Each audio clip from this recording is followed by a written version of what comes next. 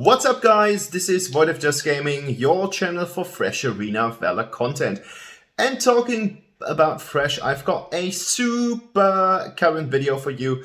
As you guys might have seen, there is a monthly reward or a login reward in terms of 3 different skins, and it seems that Teamy/Arena Valor is giving away the really great looking epic skin or legendary skin. I think it's epic or something.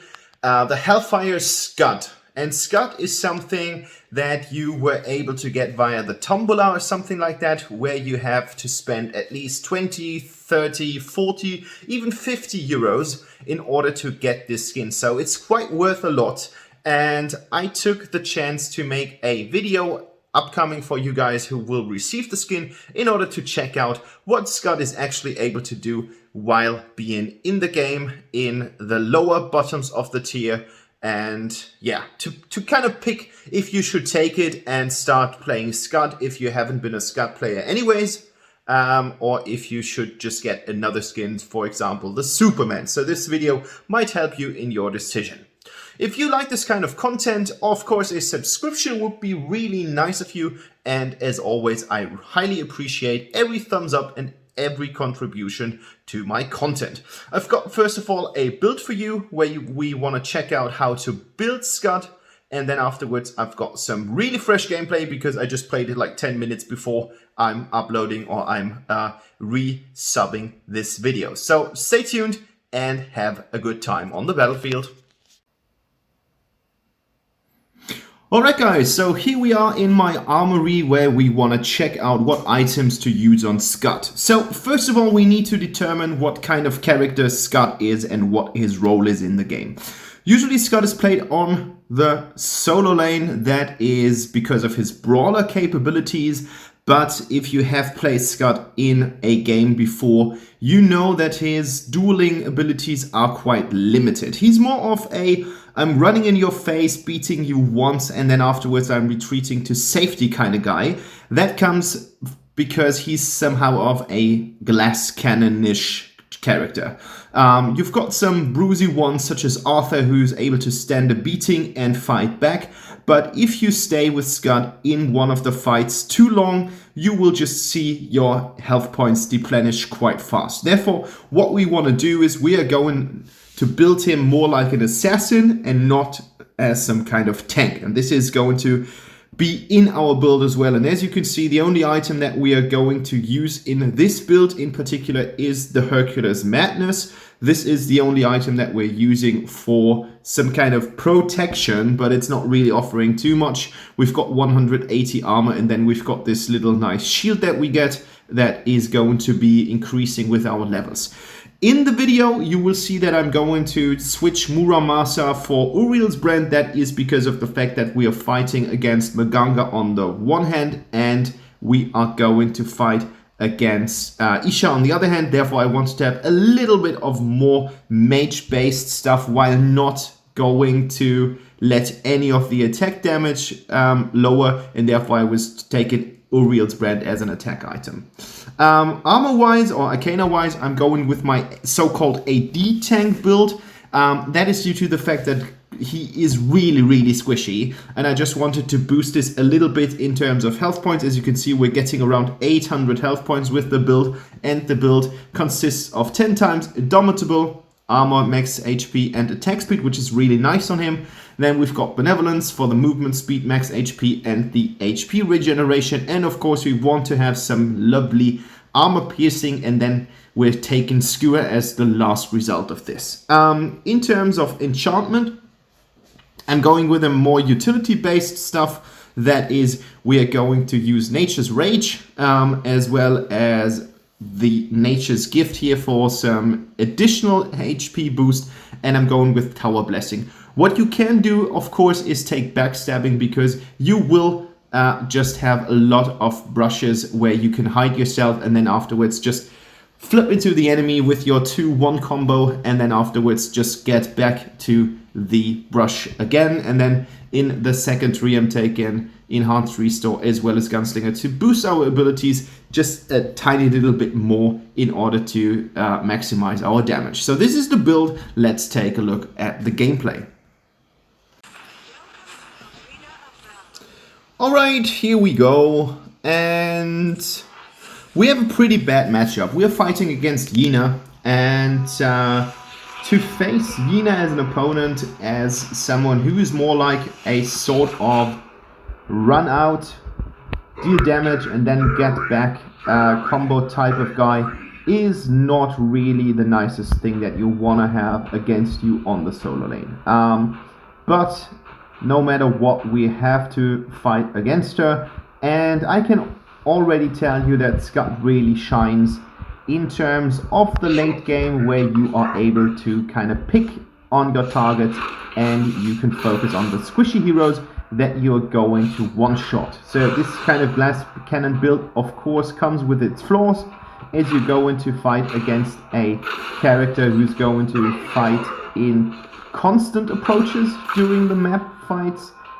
This means that you will have a harder time at the beginning of the game. It's just due to the fact that Yina can fight you one-on-one and she can just stay there, and the only thing that you have to kind of fight back is jumping in with your 1, then activating your 2 beforehand, such like I'm doing this right now. So we're loading it up, and then we're dealing damage, and we take at least about 1 chunk of her health, which is good, but it's not sufficient, and that's the problem with this kind of build. So here we go, dealing damage, dealing stuff, and I think I outplayed her in that very moment, but this is something that you are not gonna see in a lot of times if that Yina player is capable of doing stuff with Yina in its own very way. So I don't know, it's like Yina is just one of the best solo laners on the one hand, and Skud is in the lower tier, like at the bottom of the solo laners. So this is kind of like,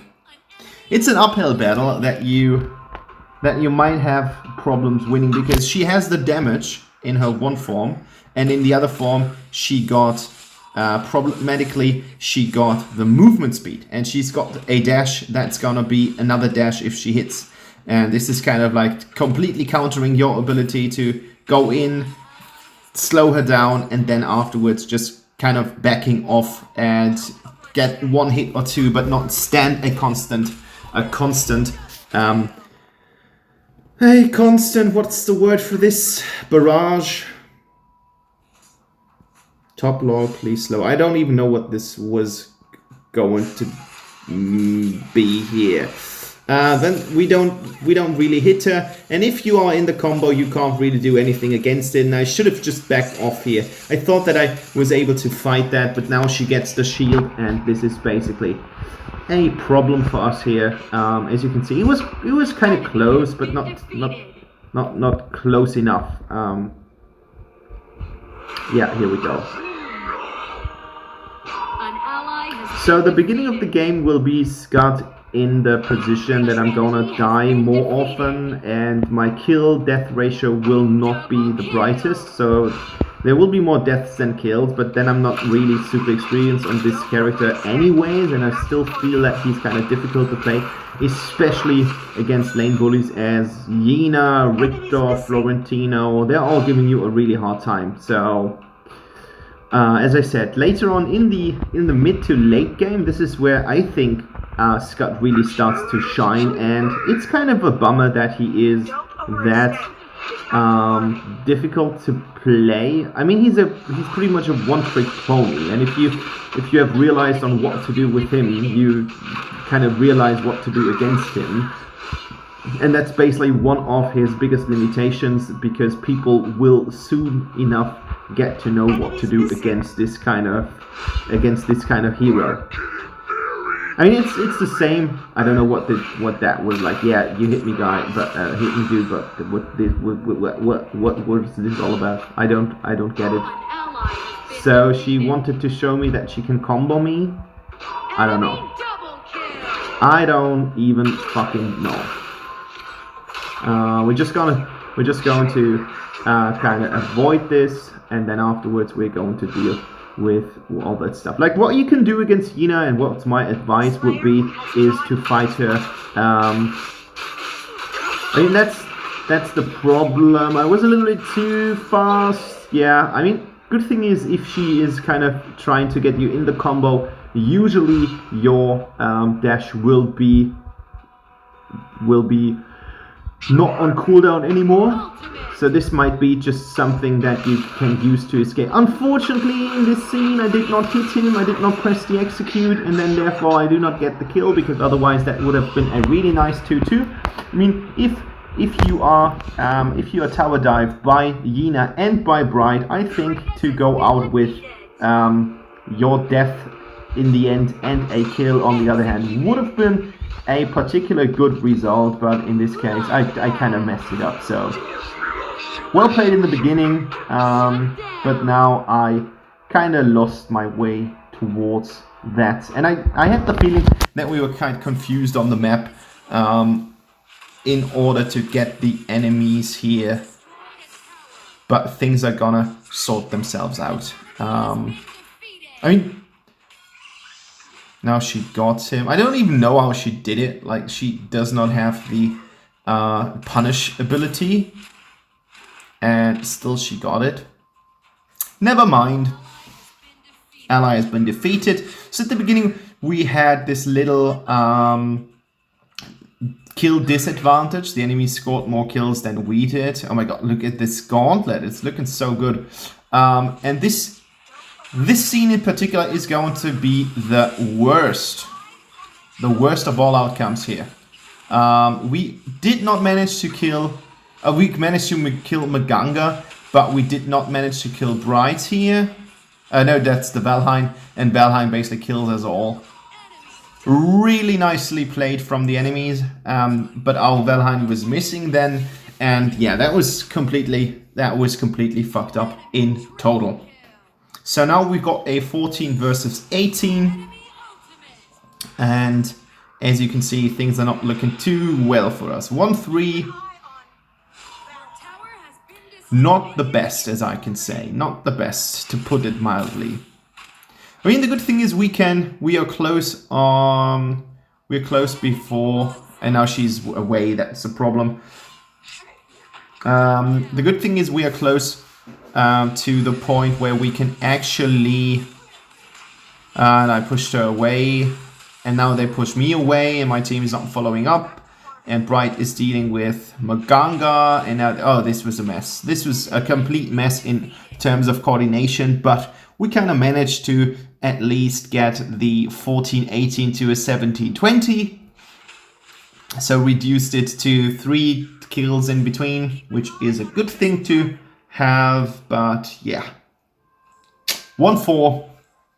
I was already thinking, okay guys, this is not gonna be a video for YouTube because you're not gonna learn a lot. Like, as I said before, if you're going against some of the stronger solo laners in the game, what you can of course always do is just fight under the tower.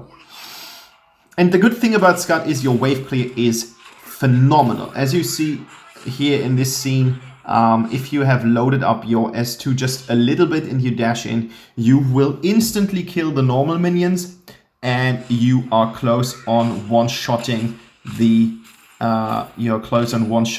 cannon minion if you hit it fully loaded. So that's a really good thing. And you can of course use it to destroy the tower as well. And this is going to be something that you guys should also pay attention to, because it's gonna help us in the later stages of the game. You can upload your, or you can just kind of load your second ability and use it against towers.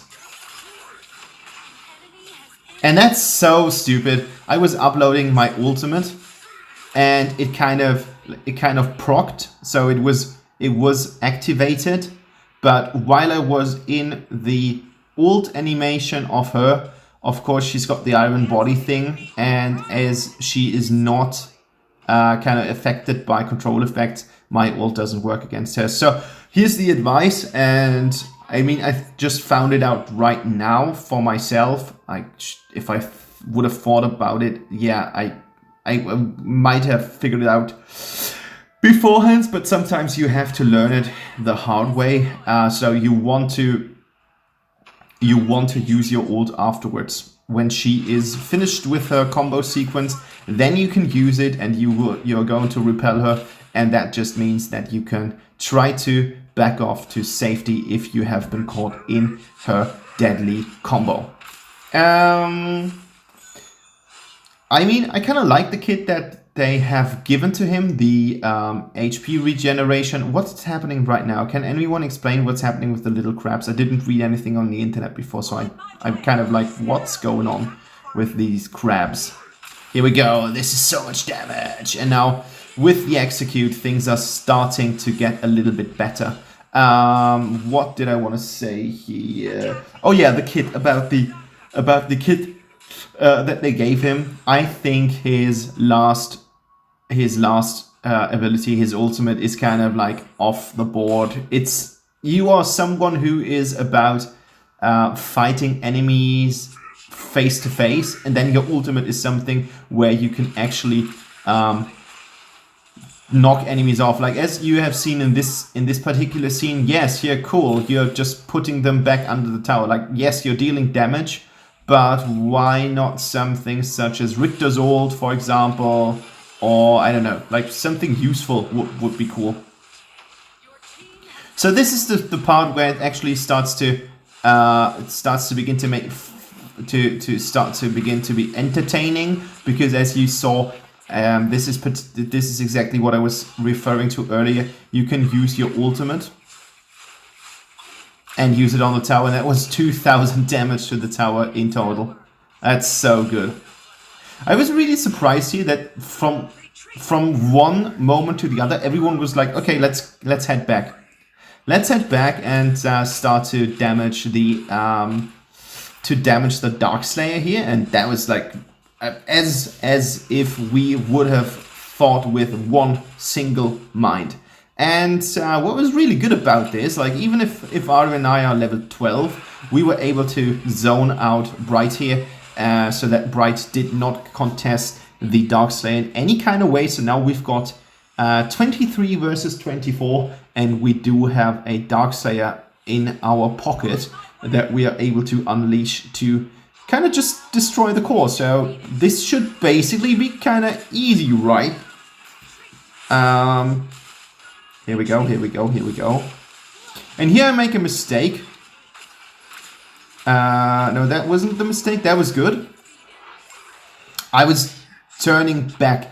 I should have tried to use to run next to the wall, and then just use my dash in order to get over the wall. Team wipe, yeah, this happens. This happens from time to time. That's something that is quite usual. 3-6, so we're not the worst at the moment. 3-7 is not as good. 3-7, here we go. But our lack of gold is a little bit intimidating. So we're lacking gold. I was thinking about the Sphere of Longinus here, and I was already locking it in. But then I thought to myself, there are a lot of magicians here, so we've got some magic damage that we need to deal with. Why not go with something a little bit more suitable to that kind of thing? Look at this! And that was so bad. He ulted and I am dead, like immediately. And that was the point where I was like, okay, we need something to counter mages. That's super important. I mean, yeah, the problem with the Venom from Maganga is that it's kind of using another mechanic, so this is not damage that it is inflicted towards a certain threshold. But the good thing is that you can, if you are going to have a shield, you can actually use the shield and it's consumed before you are losing your health points. So that's good about that. Yeah, if you've got some CC to stop Yina before she is entering all that combo shit, you are good to go. I think the basic thing is what you can do is you can actually sidestep it. Like if you see that she is going to start her combo and you will get a feeling after a couple of minutes, you can just sidestep, but that needs some prediction. And of course, I didn't even think about it in the first place. Therefore, I didn't sidestep anything, but you guys, after this video, you might be aware of the fact and you might just use your dash in order to sidestep. Here we go. This is so easy. This is so easy made. Like this is some of the easier targets. Isha is a really good target. Another really good target is this Valheim here. They are all going to feel our wrath, and it is devastating. If you hit them and you have loaded your second ability to the maximum, this is going to mean there are dead mages and dead marksmen. But you need to play him as an assassin. I mean, it's kind of confusing, and it took me quite a while to get it.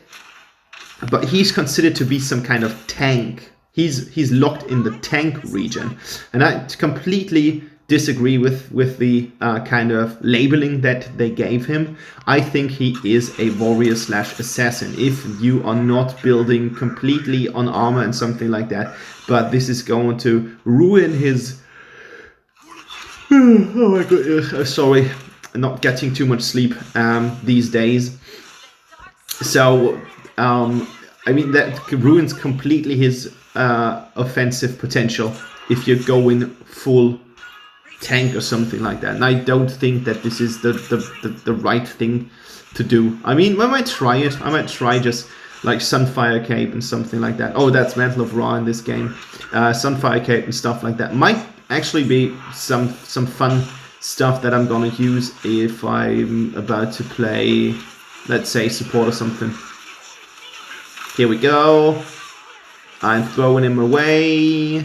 Need to press my button here. And the good thing is we got him. 310 gold for that kill. And we are about to get back into the game. 5 kills right now, 7 deaths. But that's completely fine. 34 kills. If we are dividing them by 5, that means that everyone is killed about 7 times. So we are not any... X.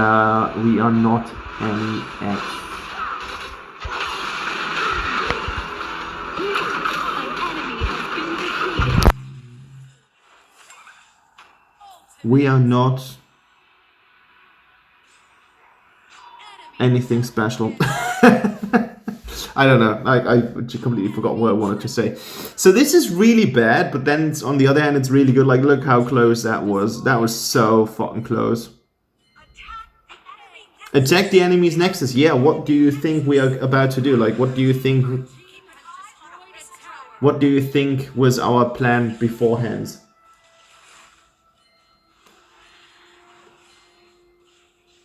So good thing is, like, we do get an enraged Abyssal Dragon now basically for free, because our team is fighting that. Here we go. 10-7, 10-6. Really close, these brides. And now we are about to either finish the game or be finished. There's not really an option here. So we were able to get all but 2 power towers. So shut down here. Next kill for us. And if you are going in with your full force, there's not really that much that they can do against you. And now this is something where you are really good to go, because as you've got the ability to basically one-shot things, you are really strong. And this is game, so we basically didn't need another dragon or anything else. We just went through as this was meant to be in the first place. What's there about to say? I still think that he's not beginner friendly, let's put it like that, as a first point. And I think he has his limitations, and therefore I don't think that he's gonna see the battlefield more often, even after the HELLFIRE skin has been revealed. But it is one of the most beautiful skins in the game, and if you have not got it yet, I think it's way better than Elsu and the Superman skin. So Your choice, but I would always go for it. 888 here at the end, and I hope you guys had some fun watching this video. I would love to see you again, so stay tuned to my channel, and I wish you a pleasant evening. Bye bye.